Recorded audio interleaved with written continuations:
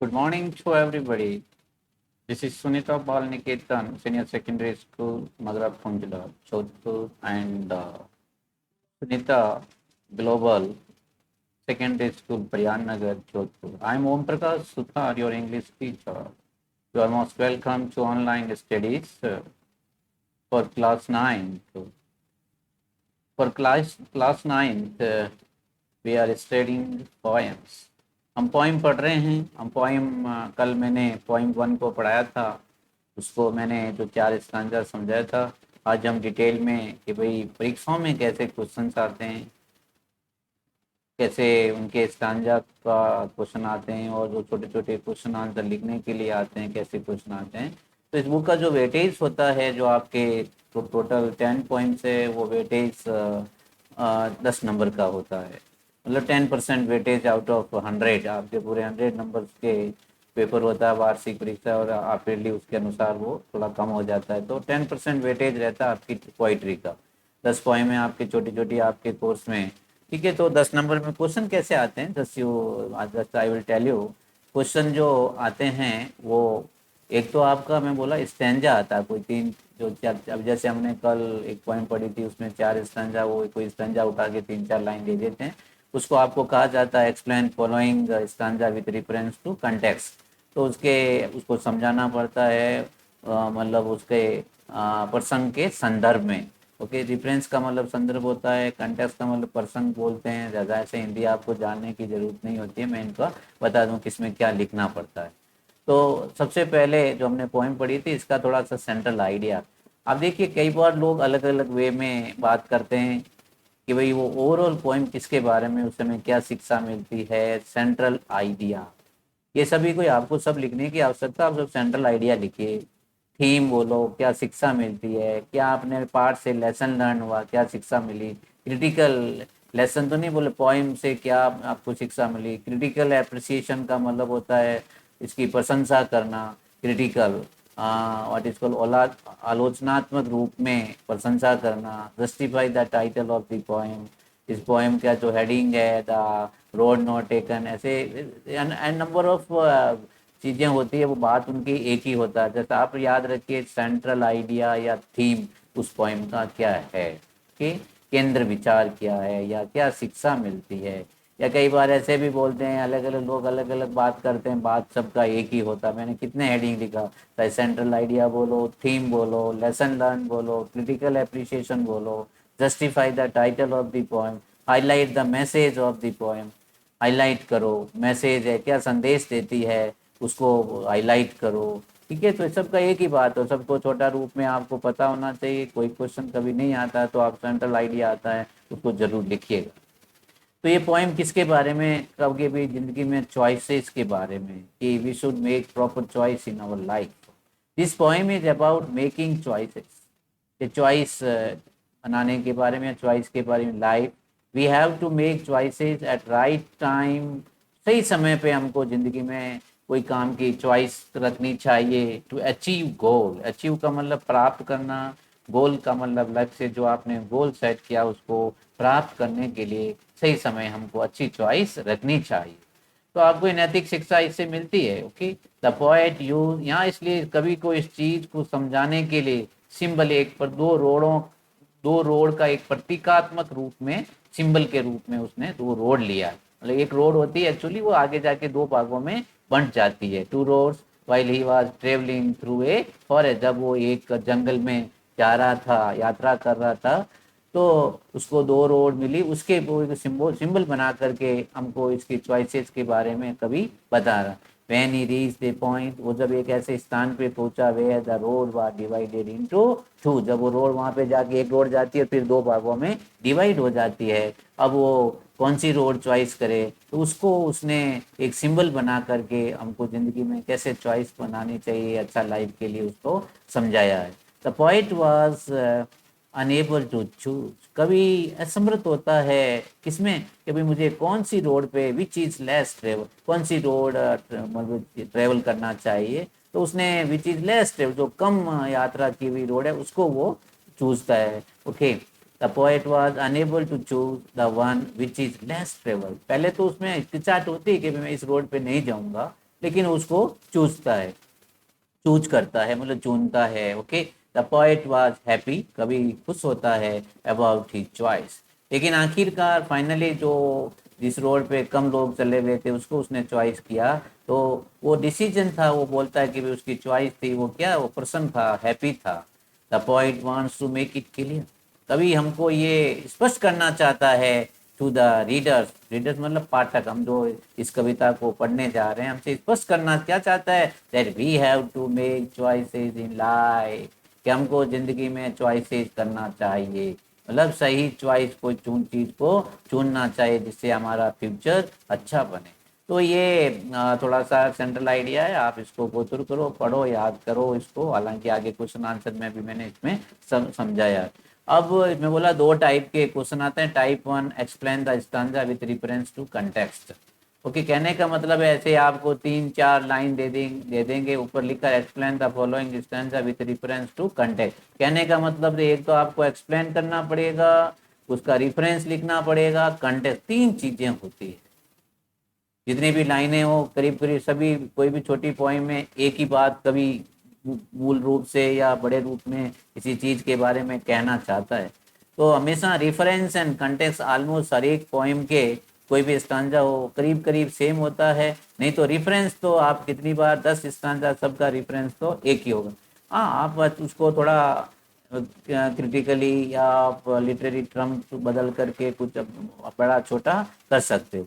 तो यहाँ पे पहला जो स्टांजा है, मैंने यहाँ 2-3 स्टांजा एग्जाम्पल के लिए किए हैं, सब तो नहीं कर सकते हैं लेकिन आप भी कोशिश करो, मैंने 3 स्टांजा किया है। देखिए यहाँ पहला स्टांजा जो हमने किताब में पढ़ा वही मैंने यहाँ लिखा है कि आपको उसका reference and context and explanation लिखना है। Two road I was in a yellow wood, and sorry I could not travel both. And beyond travel long I stood and looked down as far as I could, to where it went it in the undergrowth। ये starting stanza इस poem का। तो आपको क्या करना है, आपको reference लिखना है, कंटेक्स्ट लिखना है और एक्सप्लेनेशन, जैसे मैंने लिखा वैसे आपको ये अच्छी तरह पूरा स्पेलिंग लिखना है, उसको अंडरलाइन करना है। और रेफरेंस में मैं लंबे तौर पे आपको बताता हूँ कि तीन तीन चीज़ों में हमेशा स्टांजा का एक्सप्लेनेशन करते हैं। पहला रेफरेंस, रेफरेंस में कि पोएम का नाम लिखना पड़ता है और उसके कवि का नाम लिखना पड़ता है, ये रेफरेंस में। ये कंटेक्स्ट में ये कहा जाता है कि भाई लंबे तौर पे पोएम किसके बारे में, उसकी 1-2 लाइन आपको लिखनी पड़ती है।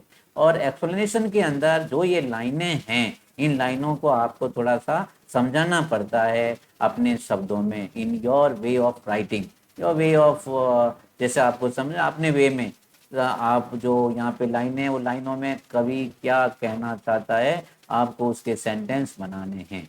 तो ये पहला स्टांजा किसके बारे में हमको पढ़ाई था कि भाई ये कवि है एक पीला पड़ा हुआ जो व्हाट इज कॉल्ड फॉरेस्ट, जंगल के अंदर जाता है, तो एक रोड पे 2 भागों में डिवाइड होती है, उसको दुख होता है कि वो अकेला यात्री होता है, दोनों रोड पे तो नहीं चल सकता, वो लंबी देर तक वहाँ पे खड़ा रहता है, सामने देखता है, इतनी देर तक देख सकता है जितना जहाँ तक झाड़ियों के अंदर वो रोड मुड़ती है। ठीक है, तो ये तो मैंने बोला रेफरेंस में क्या लिख रहे हैं कि भाई ये लाइनें कौन सी पोइम से और पोइट कौन, क्या लिखा, तो ये कॉमन होगा जितने भी स्टांजा होगा इसमें, तो ये चीजें ही हमको लिखनी है रेफरेंस में। These lines have been taken from the poem The Road Not Taken। ये जो लाइनें हैं ये पोएम की कहाँ से ली, road not taken, which is composed by, जिस कंपोज, इसकी लाइनों की रचना किसने की है, फेमस जो एक प्रसिद्ध अमेरिकन कवि है जिसका नाम क्या है, रॉबर्ट फ्रॉस्ट।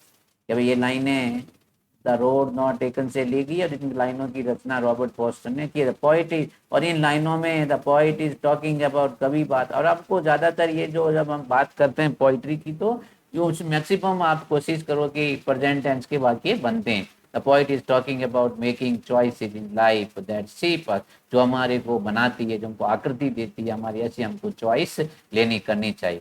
अब कंटेक्स्ट में भी वही लिखते हैं कि अभी के भैया जब कवि क्या करता है, वहाँ पहुंच जाता है जंगल के अंदर एक पॉइंट पे और जहाँ पे रोड, तो ये चीजें लंबे तौर पे इनके बारे में जो लाइनें हैं उनके बारे में कंटेक्स्ट लिखते हैं। व्हेन पॉइंट रीच, जब कवि पहुंचता है एक ऐसे बिंदु पे जहाँ रोड 2 भागों में बढ़ती है। ओके, और वो थोड़ा सा वहां पहुंचने के बाद कंफ्यूज होता है, was not able to take the proper decision, वो पूरा निर्णय नहीं ले सकता कि which road I suppose to follow. Choose one road, उसको थोड़ा कौन सी रोड उसको चूज करनी चाहिए। He could not take, he could not go the, लेकिन वो दोनों रोड में तो नहीं चल सकता बीइंग ए सिंगल पर्सन। तो इसके बारे में ये हमने छोटा सा एक कंटेक्स्ट लिख दिया। अब इन लाइनों को समझाना है भाई कि जितनी ये लाइनों में क्या कहा गया है उसको एक्सप्लेनेशन कहते हैं। और आपको प्रॉपर मीनिंग लिखना, एक्सप्लेन नहीं लिखना, वहाँ क्वेश्चन में एक्सप्लेन रहेगा, डिफरेंस कंटेक्स्ट पूरा स्पेलिंग वहाँ रहेगा, लेकिन एक्सप्लेनेशन आपको पूरा लिख के अंडरलाइन करके उन लाइनों को समझाना है। In these lines the poet is talking about making choices in life. हर एक बार बार इन इस पोइम में यही कह रहा है कि कवि किसकी बात कर रहा है कि हमको जिंदगी में अच्छी चॉइस ले सेलेक्ट करना चाहिए। Making choice in life as which road he could take in yellow, जैसे कि जंगल के अंदर उसको कौन सी रोड को चूज करना चाहिए, ठीक है ना, रोड शुड टेक, उसको कौन सी रोड लेनी चाहिए थी। देर आर टू रोड्स, उसमें लिखा है उसके सामने दो, बिफोर का मतलब सामने, there are two roads before him which separate from one point. Separate का मतलब कि वो उसके सामने एक ऐसे बिंदु पे दो रोड अलग अलग हो रही थी। बीइंग वन ट्रेवलर, वो एक यात्री है, he can't travel on both the roads, वो दोनों रोडों पे तो नहीं चल सकता। बट ही कंफ्यूज, लेकिन वो थोड़ा भ्रमित हो जाता है और वो थोड़ी देर तक वहाँ पे खड़ा रहता है और सामने देखता है जितना वो देख सकता है, यही वहाँ पे ठीक है ना। But he confuse himself for a long time looking down as far as far as up to branch of verses। What is versus? झाड़ियाँ, अंडरग्रोथ वो वर्ड आया था, उसको वर्सेज बोलते हैं। वर्सेज का मतलब होता है झाड़ियाँ। दीज लाइन सिम्बोलिकली, प्रतीकात्मक रूप में ये जो लाइन है क्या है, describe A state of mental confusion.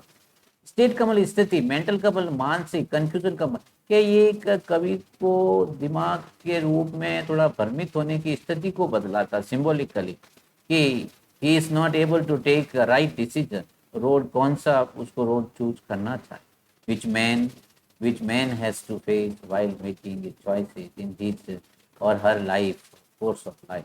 What is course of life के जीवन, क्या ऐसे और भी ऐसी घटनाएं हमारे साथ भी होती है कि हम भी जीवन में, बहुत से आदमी होते हैं जब हम जिंदगी जीवन अपने जीवन काल में कोई डिसीजन लेने में या चॉइस बनाने में हम भी कई बार भ्रमित हुए, मुझे ये करना, ये करना, ये करना, ऐसी कई स्थितियाँ आती है। तो whatever the lines you have to explain in your plain words, सीधे साधे शब्दों में उन लाइनों को वर्णन कहने को एक्सप्लेनेशन कहते हैं। अब मैंने और स्टांजा किया, stanza 2, then took the other just as fair, and having perhaps the better claim, because it was grassy and wanted beer. Though as far the passing there had won the really about the same। तो ये जब उसने दूसरी road को वो select किया था जिसपे बहुत कम लोग चलते, फेयर का मतलब अच्छे के लिए, and having perhaps better claim, और अच्छा वो दावा, क्लेम का दावा करना, बेटर के भाई ये बेहतर होगा, क्या इट सीम्स गुड, उसको अच्छा लगा, बिकॉज वो कैसी रोड थी, ग्रेसी थी, और उसको भी घसीटा हुआ था, नहीं था। वियर का मतलब उसको रगड़ना, घसीटना। Though as for the passing there, passing का मतलब गुजरना, had warned them really about the same, warned them really about the same। तो वो पहले मतलब वॉर्न, वो भी मतलब घिस दिया, घिसा हुआ नहीं था, वो क्या हुआ, वो भी घिस जाएगी। warned them really about the same। अब इसमें रेफरेंस क्या है, आपको तीन चीज़ें लिखनी, ये याद रखो, 10वीं में भी आपके काम आएंगे। Explain the following stanza with reference to content, तो reference, contents and explanation. Reference में पोइम का नाम और पोइट का नाम, कंटेक्स्ट में लाइनें किसके बारे में हैं, और एक्सप्लेनेशन के मतलब उन लाइनों को आपको एक्सप्लेन समझाना है। So these lines have been taken from the poem The Road Not Taken, which is composed by famous American poet Robert Frost। Famous American को यहाँ पे पोइट आना चाहिए, Robert Frost. This poem is about making choices in life which shape, जो हमको रूप देती है कि हमको ऐसी चॉइस जिंदगी में बनानी चाहिए जो हमारी हम अच्छा इंसान बने। तो रिफरेंस में हम देखा पहले में और दूसरे में सब जगह रिफरेंस है एक जैसा ही है। कंटेक्स्ट में ये लंबे तौर पे लाइन है, किसके बाद these lines, the poet has two road to choose one which are similar, के दो रोड है एक जैसी है, एक सिमिलियर का एक समान है, एंड इक्वली गुड, और एक जैसी अच्छी भी है। Finally he chooses which one which less you तो आज पोएट कवि किसको चुनता है? जिसमें कम लोग चले हुए हैं उस रोड को चुनता है, बाद में जाके वो उसको प्रसन्नता भी होती है।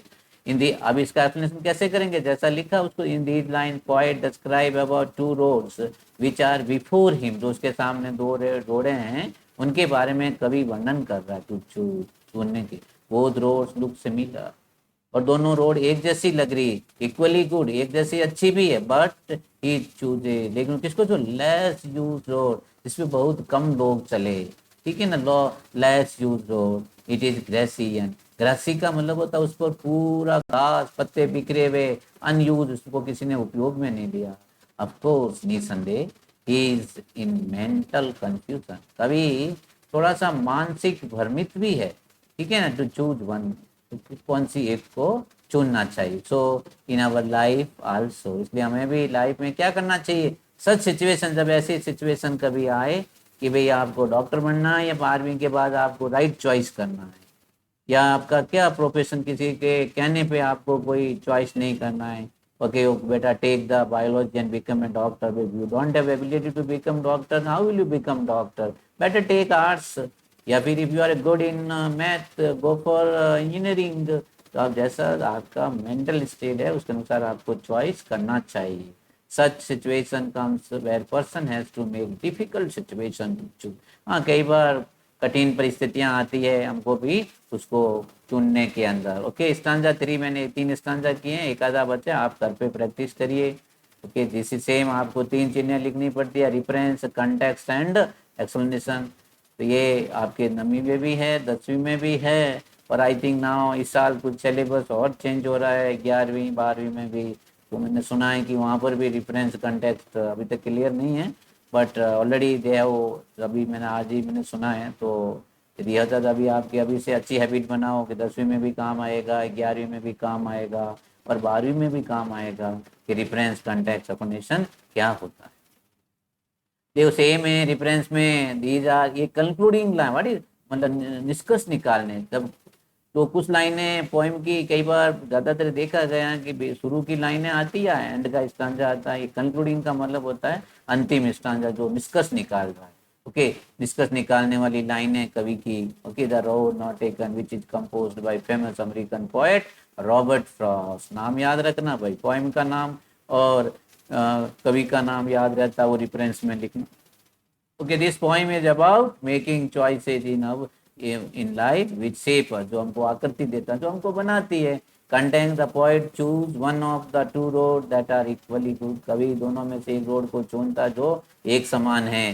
The road choose is less travel, जो कौन सी रोड जिसपे बहुत कम यात्री चले हैं उस रोड को चुनता है। Which makes him all that, और ये सब उसके अंतर उसको बतला देता है। एक्सप्लेनेशन क्या है? In these line the poet feels regret, अब उसको पहले तो रिग्रेट का अर्थ होता है भाई पछतावा, पश्चाताप होना। तो पछतावा के भाई कहीं ऐसा तो नहीं हो मैंने ये रोड तो क्या बोले सेलेक्ट कर लिया, चुन लिया, चॉइस बना ली कि, लेकिन कहीं फ्यूचर में ऐसा नहीं हो कि मुझे इसके लिए कुछ और हो जाए।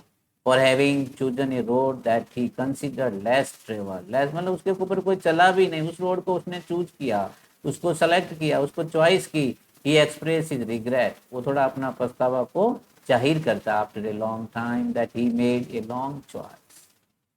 परहैप्स ही इज हैप्पी, लेकिन वास्तव में क्या होता है? परहैप्स शायद वो he is happy with his choice. In these line point, इसमें कवि हमको ये संदेश देना चाहता है। In line, in these line point convey, कहने का मतलब होता है पहुंचाना, हमको एक संदेश पहुंचाना चाहता है that every man has to make difficult choice, हर आदमी को कोई भी गोल थोड़ा बड़ा सेट करो। क्या जैसा बोल मुझे तो टीचर बनना नहीं, भी टीचर हमको आईएएस बनना है, आईपीएस बनना है, आरएस बनना है, ठीक है, मुझे एनडीए ज्वाइन करना है। यू मेक बिग चॉइस, तो छोटा मोटा तो अपना आप गलती से आप सक्सेस हो ही जाओगे। तो इसलिए कि इस लाइनों में पॉइंट हमको क्या कन्वे मैसेज करना देना चाहता है? These line point convey message that every man has to make difficult choice, थोड़ा कठिन चॉइस बनाओ भाई, in his not easy choice, easy में तो कोई पार हो जाता है। ओके, अब हम छोटे छोटे क्वेश्चन हैं, कितने 7 क्वेश्चन किए हैं। We will go through all 7 question today only, will finish this poem, we can't uh, uh, can't go for more than 2 periods, 2 videos, so we'll finish it today. Okay, 10-15 minutes more I will take. Where does the travel find himself? What problem does he face? देखो क्या question है, where does travel, कवि ने अपने आप को कहाँ पाया और उसने क्या समस्या का सामना किया, कहाँ पाया था उसने? येलो वुड के अंदर, ये पीला पड़ा, मतलब पत्ते पतझड़ ऋतु के अंदर पत्ते गिरे हुए तो पीले पड़ जाते हैं, वहां जंगल में पाया।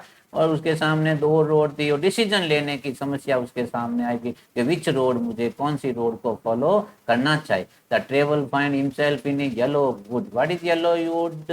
पीला पड़ा हुआ जंगल, फॉरेस्ट, वेयर टू रोड, जहाँ पे दो रोड हैं, क्या बन रही थी, diver. He faces the problem of decision making. हमेशा इंसान को अच्छा decision making to follow which road out of two, ये दो में से कौन सी रोड को फॉलो पालना करनी चाहिए, वो निर्णय लेने में उसको समस्या खड़ी हो रही थी। अब ये कभी कभी परीक्षाओं में छोटे छोटे क्या भाई येलो यूड का मतलब क्या है, हालांकि इतने मैंने 4-5 लिखे हैं, किताब के ही क्वेश्चन है। कोई एक पूछेगा it was grassy and wanted we break, double inverted comma में लाइन दे देगा, आप इस लाइन से क्या समझते हो? येलो वुड एक दे दिया, आप इस शब्द से क्या समझते हो? पासिंग देयर, ये किताबों से पोइम से ऐसे वैसे वर्ड हैं, परीक्षा में आज का क्या मतलब होता है। जैसे yellow you'd, it is autumn for, autumn का मतलब बसंत ऋतु में जो जंगल होता है उनकी पत्तियां वगैरह नीचे गिर जाती है और पीली पड़ जाती है, उसको येलो वुड कहा गया है। अब इंग्लिश में पढ़ो, it is autumn forest and leaves of trees turn into yellow, it was grassy and wanted wear. ये ग्रेसी का मतलब घास से, वांटेड मतलब जाना, वियर का मतलब टूटना फूटने का देता है। The other road was not use, दूसरी रोड थी जो यूज नहीं की थी कभी, जिसमें कभी उसको चॉइस करता है। Much and full of grass, वो पूरे ग्रास से भरी हुई थी। The path was covered with grass and not worn, not का मतलब वो घसीटे हुए नहीं थे घास के पत्तियां या वो भी थी, because few people used it. The passing there, it means walking on the road. Leaves not step had trodden but black. Leaves, a leaf का सेकंड पास्ट टेंस है भाई, लीफ उसका बहुवचन है, सॉरी, लीफ ऐप हट के VS लग गया, तो पेड़ की पत्तियां होती है उसको लीव्स बोला जाता है। कि no stop at trodden black, ये ट्रॉडन मैंने पढ़ाते समय पोइम की लाइन है, जैसे कभी इस लाइन से आप क्या समझते हो, तो आपको क्या लिखना पड़ेगा? The leaves had not turned black because no one had trampled them yet. उन्होंने, उस रोड पे कोई चलता नहीं था, और ट्रैम्पल का मतलब कुचलना, ये उनको कुचल कर करके ब्लैक काला नहीं किया। ट्रोडन का कुचल कर किसी पत्तियों को काला करना का बोलते हैं, तो काली नहीं पड़ी थी, किसने कुचला नहीं था, रोड के ऊपर वैसे के वैसे पड़ी थी, इसलिए leaves no, no step had trodden black. Step मतलब कदम, किसी ने उनके ऊपर कदम नहीं रखा और वो काली नहीं पड़ी कुचलने के बाद में, उसका मतलब है भाई the leaves had not turned black because no one had trampled them yet. Okay, highway leads on the way, ये भी आपके पॉइंट के रिजल्ट वर्ड्स है। when one moves on the road and another one to same other road, कोई दूसरा एक आदमी एक रोड पे चलता है, दूसरा उस दूसरे रोड पे चलता है, one goes farther and further, farther का मतलब आगे, फर्दर का मतलब और आगे, एंड कांट कम है और वापस नहीं आते हैं। तो ओके, अब ये छोटे छोटे क्वेश्चन है, क्वेश्चन का सभी लाइनों में एक ही है कि जिंदगी में चॉइस के बारे में है। Justify the title of the point, इस जस्टिफ सिद्ध करो भाई, जो टाइटल है रोड नॉट टेकन का, उसको क्या कर, रोड नॉट टेकन को जस्टिफ सिद्ध करो। The poem presents road as a symbolical choices, ये प्रतीकात्मक एक चॉइस के बारे में। वी ऑफन रिग्रेट, हमको कई बार पछतावा होता है, making the wrong choice in life, कि हम कभी गलत निर्णय लेते हैं जिंदगी में, उसका हमको कभी क्या होता है, पछतावा होता है। While right choice make us content, जबकि हम अच्छी चॉइस लेते हैं जिंदगी में तो हमको कंटेंट होता है, संतुष्टि होती है। इट इज रिमेंबर, ये याद रखना चाहिए, that whatever choice we opted, opted का मतलब पालना करना या पाना या उसको धारना in life, that may only shape our life, कि जो भी हम चॉइस करते हैं हमको याद रखना चाहिए कि वो हमारी जिंदगी को बनाते। तो यही जस्टिफाई है, ये मतलब कविता सबका, चाहे जस्टिफाई बोलो या फिर सेंट्रल आइडिया बोलो, सब एक ही चीज है, लिखना घुमा फिरा के वही चीज है। व्हाट इज द थीम और central idea of the poem? इसका क्या विषय वस्तु है, थीम या क्या केंद्र विचार है। The central idea of the poem है डिसीजन मेकिंग, कि हमको निर्णय लेने में सक्षम होने चाहिए in life, okay, through choices. Choices का मतलब जिंदगी में कुछ चॉइस करके हमको निर्णय लेने में हम सक्षम होने चाहिए। When two road diverge in yellow, जब से येलो वुड का पीला पड़े हुए जो पत्तियों का जो जंगल था उसमें दो रोडें बन रही थी। The point makes a decision take one less travel, जिस पे कम यात्री चले थे उस रोड की कभी चॉइस करता है। This decision made all the difference in the, और ये उनके उसके जीवन में सब भिन्नता लाते हैं, मतलब उनका एक अलग टाइप का जीवन हो जाता है और उसमें उसका जो निर्णय लिया वो क्या था, सही था।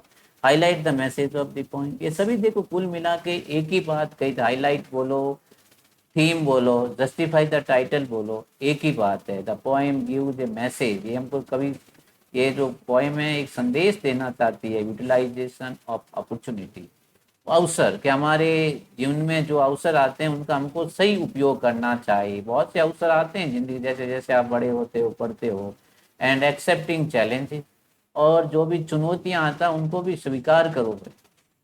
आप जब चुनौतियों को स्वीकार करोगे तो आपके अवसर अपना आप क्या होंगे, आप उसका उपयोग मिलेगा। The point made choice of other road, जैसे कवि ने दूसरी रोड को चॉइस किया था। Made all the differences and he was happy with his decision. Okay, दो क्वेश्चन और हैं छोटे छोटे, then will end this poem. What does the poet take the other road and not the first one, कि कभी दो जब एक पॉइंट पे जो येलो वुड के जंगल में या फॉरेस्ट में पहुंचता है तो जो लेस यूज की, जो बहुत कम लोग चलते थे, उसको क्यों चूज किया, पहली रोड को क्यों नहीं किया। अब उसने ऐसा किया होगा, उसकी मतलब अंतरात्मा ने कहा कि जैसे I will select this road, I will make right choice for this road. The poet takes the other road because he wants to travel on the less use, क्योंकि कभी जो कम उपयोग वाली सड़क का सदुपयोग करना चाहता था या करना चाहता है। He does not take the first road as it is easy road, वो तो ये आसान रोड, उस रोड पे तो सभी चलते थे, वो तो रास्ता साफ था। लेकिन उसने क्या किया, थोड़ा चुनौती का सामना किया कि उस रोड पे जाऊंगा जिस रोड पे अभी तक कोई नहीं चला, और वो उसे जाकर के फ्यूचर में आगे उसको हैप्पीनेस आता है।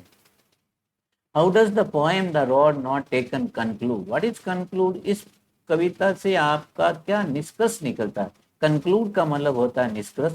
The poem the road not taken concludes, निष्कर्ष है, देता है क्या, विद पोएट्स रिपेंटेंस, रिपेंटेंस का पछतावा होना, थोड़ा सा पश्चाताप होना, for making a choice to travel on a difficult और चैलेंजिंग रोड, जो रोड कठिन थी या एक चुनौती भरी हुई रोड थी, उस रोड पे चलने के लिए पहले उस कवि को क्या होता है, पछतावा होता है।